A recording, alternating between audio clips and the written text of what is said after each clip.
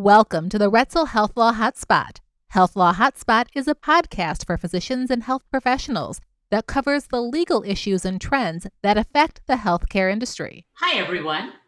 Welcome to the Health Law Hotspot. I'm Ericka Adler, shareholder at Roetzel and Andrus and leader of the healthcare practice.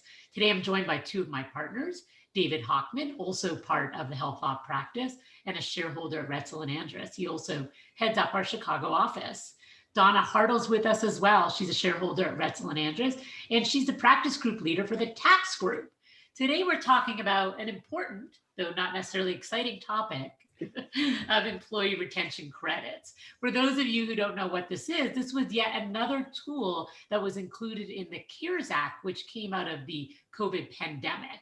So what we really want to talk about today are some of the questions that we're getting from our clients, which is, what is the employee retention credit? Do I need it? And how do I get it? So thanks for being here, and we can't wait to hear all about it. Thank you, Ericka. The employee retention credit is something that's kind of creeped up on people because there were so many restrictions on it initially, like if you got a PPP loan, you couldn't get it. And those restrictions have since been lifted. So now it's available to so many more people, and that's why we're getting so many questions on it. What it is it is a credit that you can take on your employment tax return. So the return where you're paying over your withholding and paying over the Social Security from for your employees, you can get a credit on that return for both 2020 and 2021 if you meet certain requirements for the time periods. And the requirements are different in 2020 than they were in 2021. So, for example, in order to qualify for the credit and the amount of the credit, in 2020, the credit is equal to 50% of employee wages up to 10,000 of wages, so $5,000 per employee for the year for 2020. You take it on your Form 941, which is the form you use to send over your employment taxes. And you qualify to use that if you were shut down or partially shut down due to a governmental order, or if your gross receipts were 50% or less than they were for the comparable quarter for 2019. So if you meet either of those tests, then you can qualify. The second area to look at to see if you qualify is how many full-time employees did you have on average in 2019. If you had 100 or less, then you get the credit irrespective of whether or not the people you're getting the credit for actually perform services during that shutdown period. If you have 100 or more full-time equivalent employees for 2019, then you can only get the credit against wages you paid people while they weren't performing services. So it's a pretty complicated flow chart to go through, but if you qualify, it really could be a significant amount of money to people. In 2021, they lowered a lot of the bars. So whether or not the employee worked during that period or not is raised to 500 from just 100 employees. And more importantly, if you qualify, the amount you can get per employee is 70% of their $10,000 wage cap. So you can get $7,000 per employee, and a big difference, it's by quarter, not just for the whole year. Oh. So the amount is significantly more, but you still have to pass the test by quarter of were you shut down or partially shut down, or did you have a significant drop in your gross receipts. For 2021, that significant drop is only 20% as opposed to 50% for 2020. So it's a very mathematically intense formula. And usually what I do is, as I'm talking to clients, just say, have you looked at the employee retention credit? let's talk about it. Let's see if you might qualify. And then we also pull the accountants in to kind of work the math. Where I see a lot of issues with the healthcare practice is many people in the healthcare practice didn't have the significant drop in revenues. So the question was, were they partially shut down because of a government order? And that's where the many rules kick in. A government order on its face sounds pretty easy to define, but in the medical space, it isn't just the governor's order. There's questions of whether or not, for Illinois, the Illinois Department of Public Health orders were enough to say it's a partial shutdown, for example, for elective surgeries. The IRS has put out a notice 2021-20, which is kind of the Bible right now of what all the rules are. And it's over 100 pages. But it's, it's indexed and it goes by topic. So it's actually easier to navigate than you think. Right. But the issues of whether or not a healthcare practice is partially shut down is still ill-defined. It gives examples of when a hospital is partly shut down. It gives examples of when a vendor being shut down hurts your practice, but it doesn't quite cross the bridge. And so the question that a lot of healthcare people are asking today is, can I use a government order of not electing surgeries or not doing elective surgeries? Can I use that? And frankly, that is the question today. And I can tell you, some people are taking the position they're going to say that it does, and other people are taking the position they're going to wait to see if that 100 pages becomes a little longer. Well, which what happens? Probably will. What if they take that position and somebody disagrees down the road? Is it merely that you get denied the credit, or is there worse? Well, chances are, if it gets denied, it's going to get denied a lot farther down the road, because right now there is no clarification on it. Mm-hmm. And if it is denied, here's the three things you have to worry about. You have to worry about paying the credit back. You have to worry about penalties, and you have to worry about interest.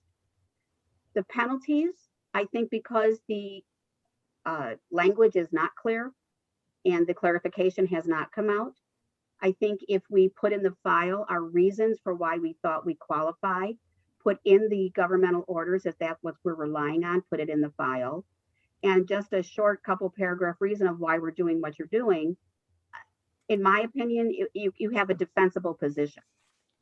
So what you're really worried about would probably be the credit itself, having to pay it back, and the interest, the time value of the money in between. Right. Yeah. And some people are waiting and some people are taking it. Yeah. Donna, can you talk a little bit about, I know that there's some complicated rules about trying to avoid people gaming the system by counting the same numbers twice or same dollars twice? Yes. What they did with the employee retention credit is what they're doing with all the CARES Act monies. That if, like the Family First monies and the PPP monies, to the extent you need to use certain wages to qualify for PPP forgiveness, you can't count those same wages for those same quarters for those same people for the employee retention credit. What they don't do is they don't let you double dip.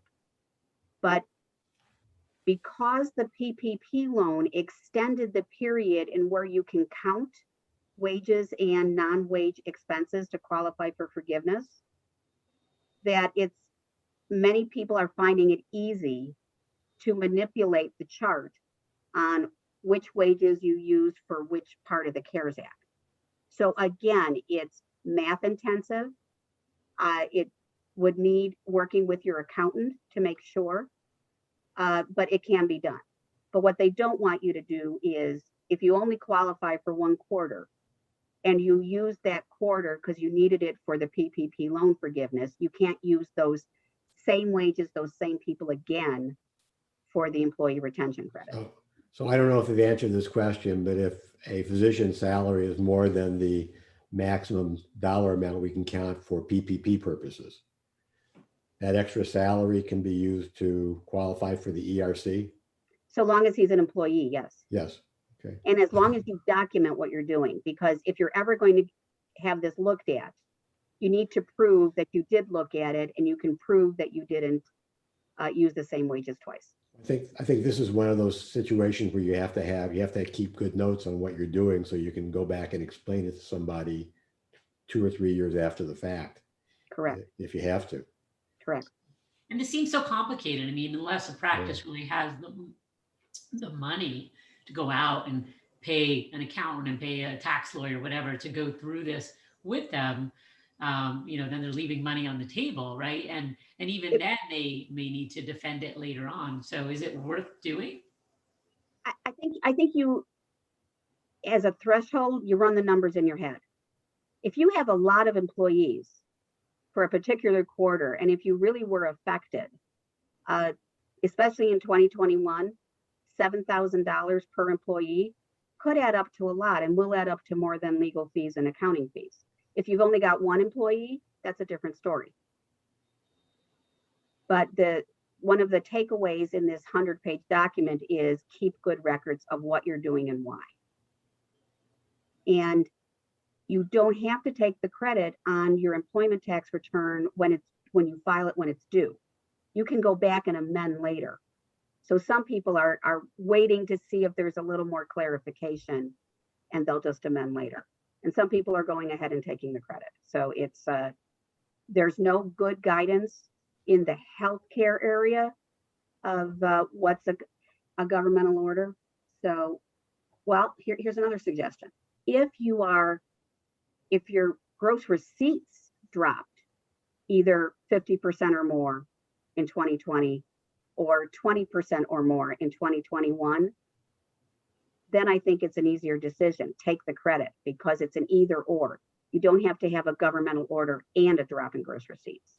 You only need one or the other. Great. So what taxes can you claim the credit against? Has that changed? Kind of. It is against the employer's share of FICA is what the rule says, Social Security. For the third and fourth quarter of 2021, they're changing it, and it's against the Medicare portion of the tax. But how it works is you get a credit against all the taxes you pay on your employment tax return. So if I'm doing an employment tax return for 2020, and I can take up to $5,000 credit against wages, the employer's share of Social Security, if that's only $1,000, I still get the $5,000 credit. But the way it works is it's a refundable credit, meaning $1,000 is applied against the employer's share of Social Security, and that extra $4,000 gets refunded to the employer as an actual check. Okay. Well, it sounds like our clients definitely need to talk to someone like you, Donna. And, hopefully, if they reach out to me, I'll be sending them your way. This is a little bit out of my area, but, coming out of COVID, we need to look for every opportunity to get our practices and all of our employers back to where they were financially when possible. So we don't want to leave money on the table either, if this is free money, so to speak, right? Well, yeah, and the takeaway from this is when the CARES Act first came out, very few people went for the employee retention credit because they said, if you got a PPP loan, you can't go for it. And then they extended it into 2021. And then they came out with clarification. And then they upped the ante for 2021 and eased the rules. So it slowly creeped back in to be something worth looking at. And they got away the requirement that you could have PPP loan monies and the ERC. So that's why it's been overlooked, because it started out as an either or proposition, and it's no longer either or. So when I talk to people, even if we're not talking about ERC, I do bring up to the clients, have you looked at it? Because a lot of them are looking at it now, and a lot of them are determining whether or not they qualify. Great. Well, we hope that they'll continue to reach out with any questions. Stephen, any final thoughts on this topic? One more question, Donna. Now, this program is administered solely by the IRS. So unlike the PPP program where the SBA and the IRS sort of had to work together, it seemed like every 3 days there were a new set of most recent questions and answers. It doesn't seem like that same lack of decision making is going on as far as the administration of this program. Is that a valid assessment, you think? I think there are I know you don't similarities. have all the answers. Yeah, I mean, I think there are similarities. There's similarities with the PPP in that the clarification keeps dribbling out, and every time clarification comes out, it raises 10 more questions. So there is similarity in that vein.